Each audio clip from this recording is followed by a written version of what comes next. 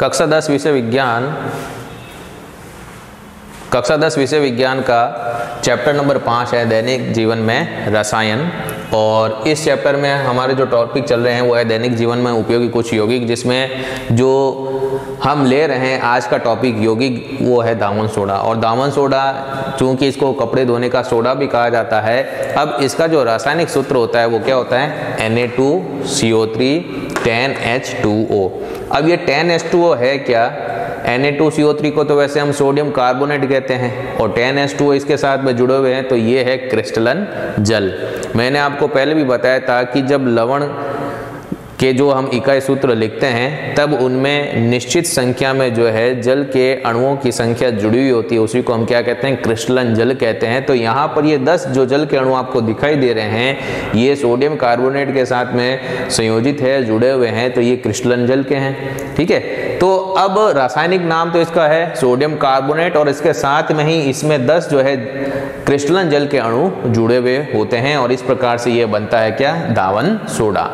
अब निर्माण करने के लिए क्या किया जाता है कि बेकिंग सोडा, जिसका रासायनिक सूत्र होता है NaHCO3, बेकिंग सोडा को जो है हम सोडियम हाइड्रोजन कार्बोनेट या सोडियम बाइकार्बोनेट भी कहते हैं।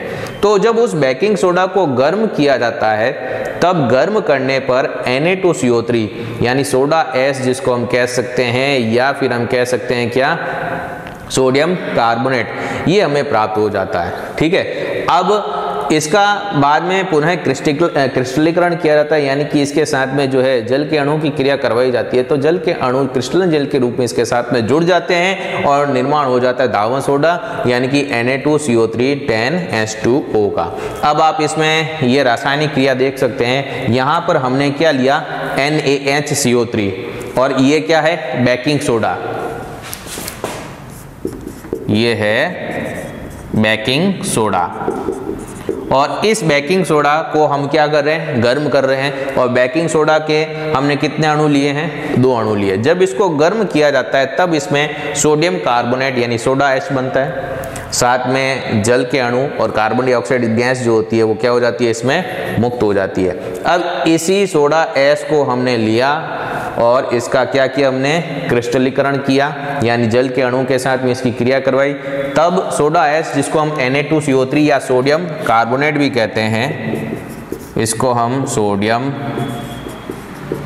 कार्बोनेट भी कहते हैं, या इसके साथ साथ में इसको क्या कहा जाता है? इसको कहा जाता है सोडा ऐश भी कहा जाता है। और पुनः क्रिस्टलीकरण करने के लिए इसकी क्रिया किसके साथ में कराई? जल के साथ में कराई। तब ये जल के अणु इसके साथ में संयोजित हो जाते हैं और निर्माण होता है किसका? दावन सोडा। अब ये आप जो क्रिया देख रहे हैं इसको इस तरीके से समझिएगा, NaHCO3 के कितने अणु हैं? 2 अणु। तो ये NaHCO3 को हमने 2 बार लिख लिया। अब इसको हमने क्या किया? इसको हमने किया गर्म। जब हम इसको गर्म करेंगे तो गर्म करने पर आप क्या देखोगे? इसमें गर्म करने पर हम क्या देखते हैं कि Na2 और CO3, ये Na2, ये 2 Na हो गए, ठीक है, और इसके साथ में ये CO3, तो ये बन जाएगा यहाँ पर Na2CO3 बन गया। फिर इसके बाद में आप देखोगे इसमें क्या बना? H2O और CO2। तब यहाँ पर आप देख सकते हो ये H और ये H2 हो गए। अब यहाँ पर ऑक्सीजन की संख्या 3 है, इसमें से एक ऑक्सीजन को निकाल करके इन H2 के साथ में अगर जोड़ दिया जाए तो क्या बन जाएगा? H2O। तो एक ऑक्सीजन जो है इसमें से आप इसके साथ में जोड़ दो, ठीक है, तो इस प्रकार ये बन जाएगा क्या? H2O और पीछे क्या रह गया? अब CO2। तो ये इस तरीके से सोडा एस या सोडियम कार्बोनेट मिल गया आपको और इसके साथ में फिर क्रिया करवाई गई किसके साथ? जल के अणुओं के साथ में, और जल के अणु जुड़ने पर ही क्या बन जाता है? दावन सोडा बन जाता है। गुण, दावन सोडा जो होता है ये श्वेत क्रिस्टलीय ठोस पदार्थ होता है।